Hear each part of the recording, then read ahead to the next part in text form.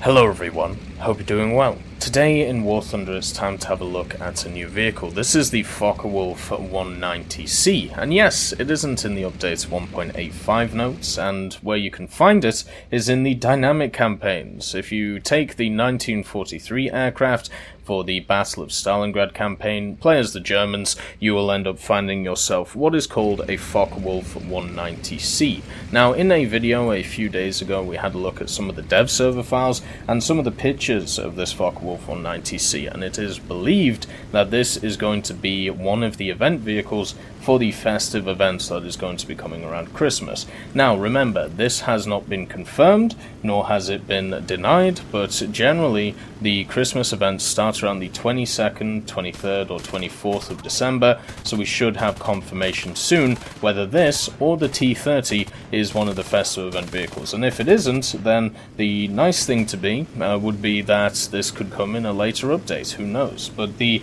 main thing to understand about this aircraft is it's not available in tech tree form right now, but it is available in these dynamic campaigns. There is a issue with it, and the issue is that the guns aren't actually lined up.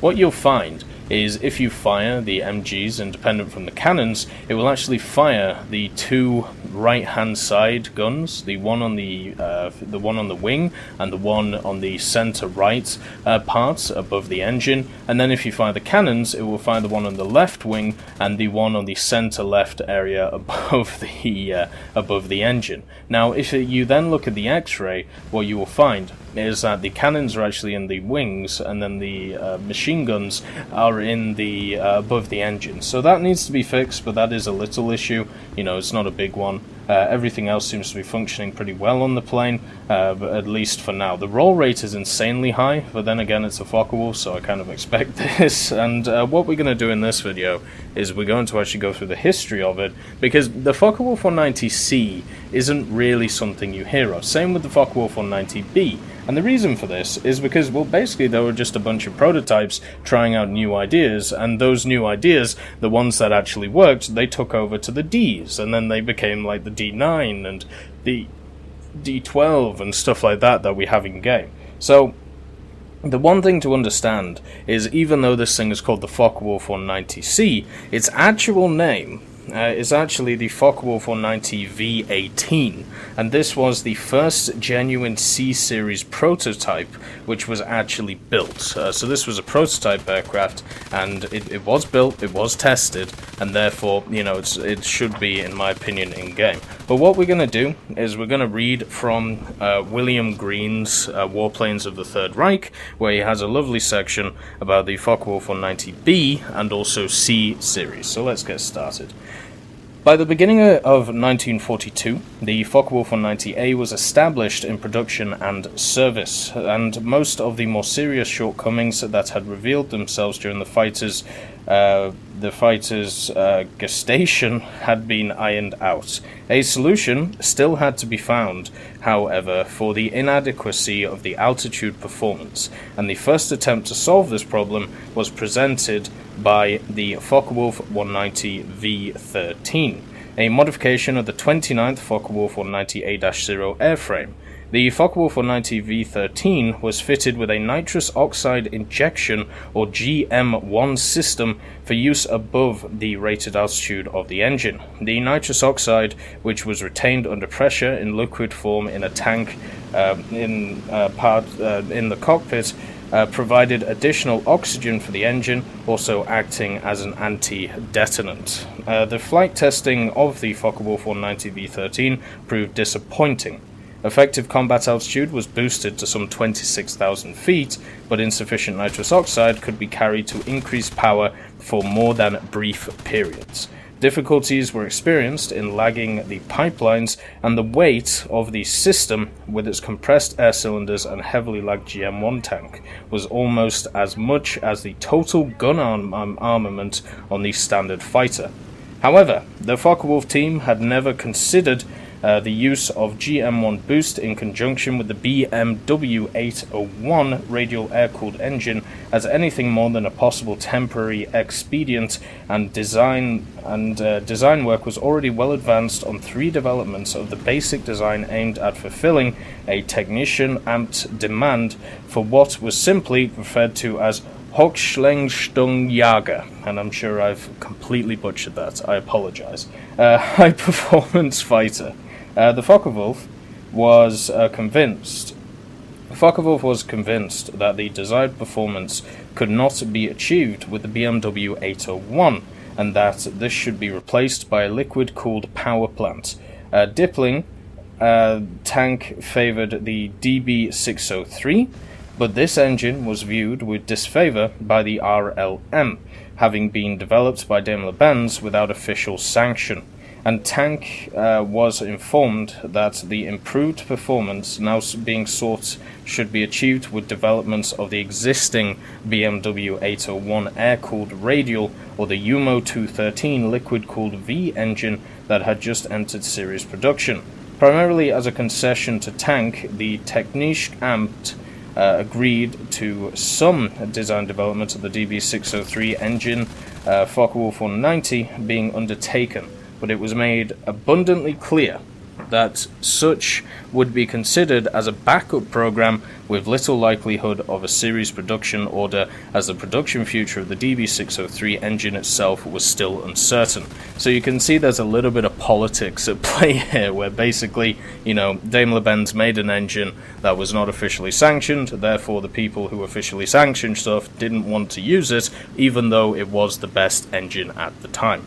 Of numerous alternative proposals made by Focke-Wulf for the Hochleistungsjäger, 3 were accepted by the Technician-Amt: a high-altitude fighter with pressure cabin, a turbo-supercharged BMW 801 engine, and an 11% increase in gross wing area, which was assigned the designation Focke-Wulf 190B.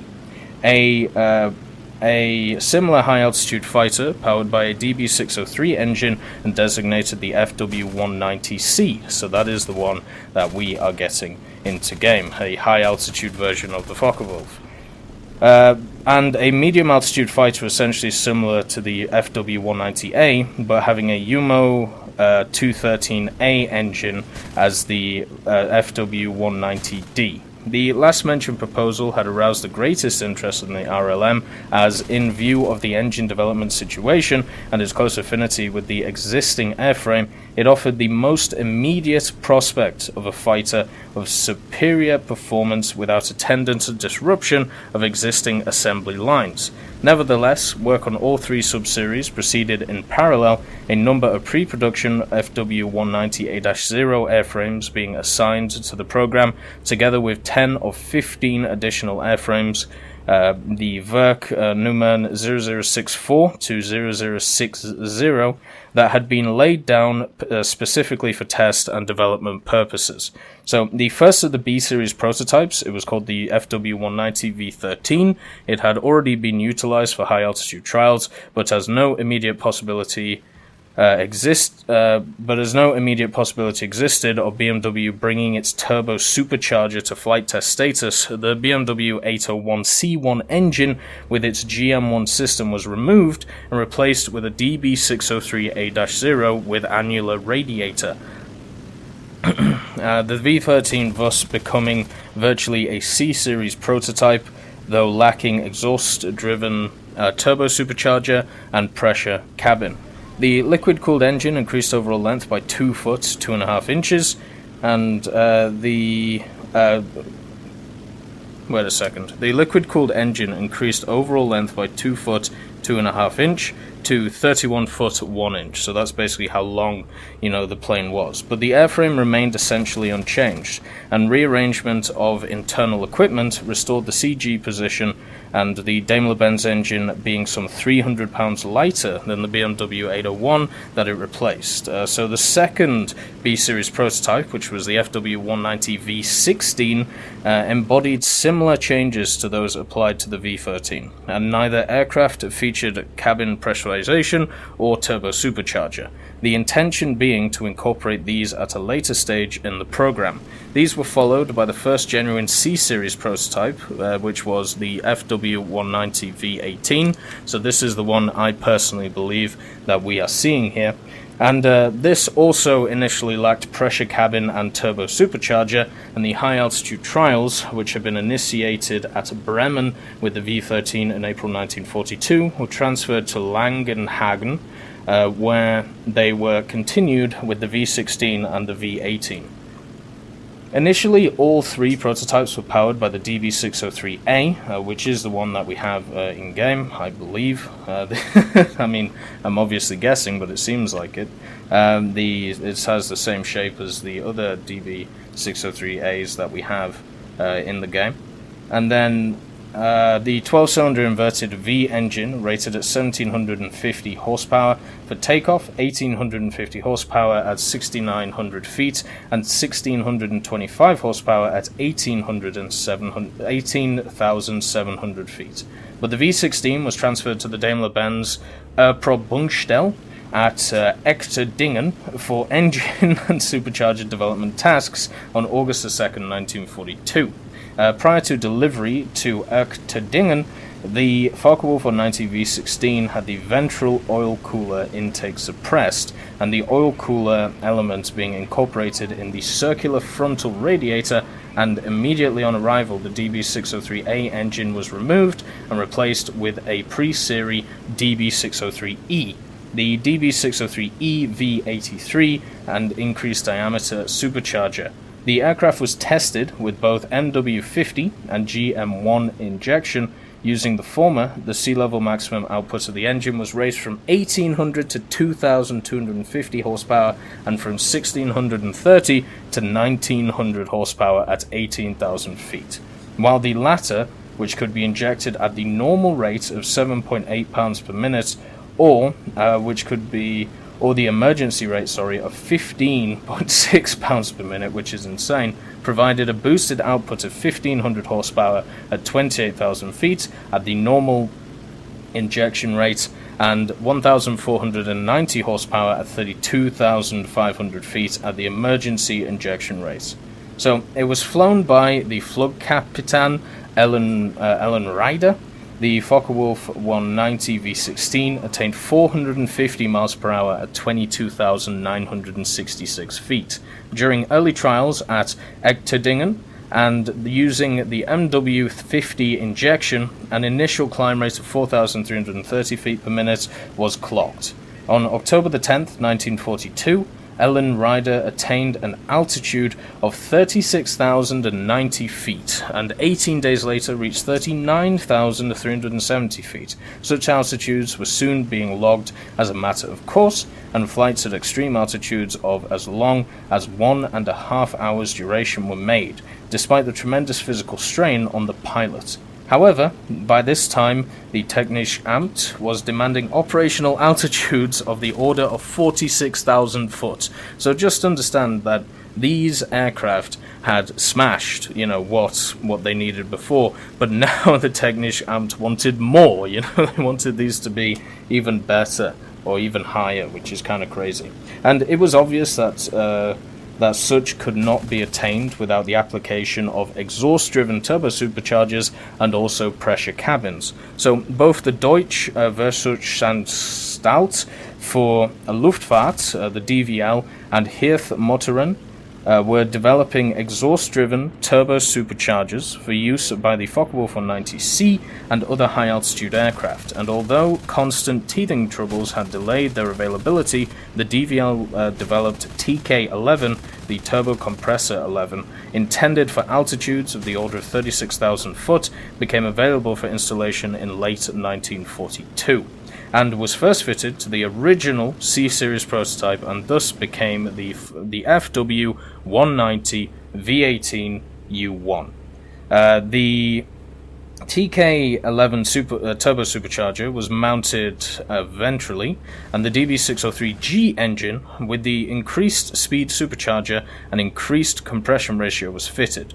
the exhaust gases being led back over the wing roots by external pipes to drive the turbine, the compressed air from the blower being led forward via an intercooler to the supercharger. So when I read this, right, for me, this seems like the version we have in game is either the V18 or it's the V18 U1 with all of these upgrades. So it could either be a DB603A or it could be a DB603G engine, and there is a difference here. So the first thing to understand is the DB603G drove a 4-paddle bladed air screw and was rated at 1900 horsepower for takeoff and 1560 horsepower at 24,200 feet, and with the TK11 operating 1600 horsepower was available at 35,000 feet. So you can see the big difference between the U1 and the normal V18 version, a big difference. There was also the other changes included that the Focke-Wulf 190 V18 U1 included a broader chord fin and some months later a pressure cabin. The latter had previously been fitted to 4 FW190B series prototypes, the V24, 26, 28 and 29, and comprised of sealing of the fireproof bulkhead, floor and sides, and a reinforced hot air sandwich type sliding canopy, which was powered. These were powered by the BMW 801Ds and carrying GM1 equipment. So you may be asking, why. We'll just go to here, and then we won't talk about the rest of the prototypes because it's basically just talking about the B versions instead of actually the C. So the question is, what happened to these? Right? Why were they not used? Why were they only prototypes? Well, the priority had been allocated to the Focke-Wulf 190D by the General Luftzeugmeister Amt, despite the fact that in the view of the Focke-Wulf team, the Daimler-Benz DB603 was preferable as a fighter engine, offering superior altitude performance and greater development potential.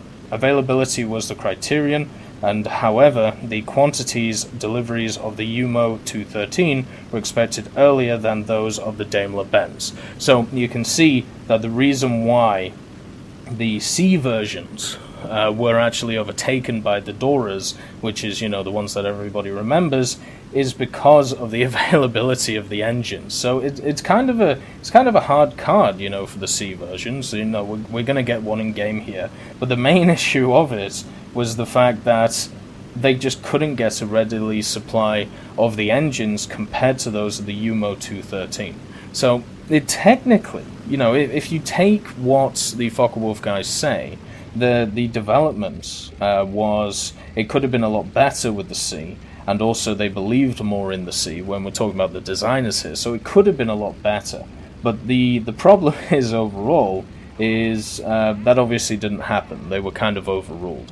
So this machine, should it be above the Ds, or I believe this thing should be personally lower than the Ds, just because this was a prototype version and not what they were thinking of, because what they were thinking of was the future and its actual development. So for me, when I look at it, I'd see this as like a 5.3, 5.50 vehicle, maybe even a 4.7, but at high altitudes this thing should annihilate, and it may be the answer to stuff like the P51 and P47 that the Germans need at those lower BRs. I am very happy to see this thing. It's a World War II vehicle. Yes, it was built. Yes, it was tested.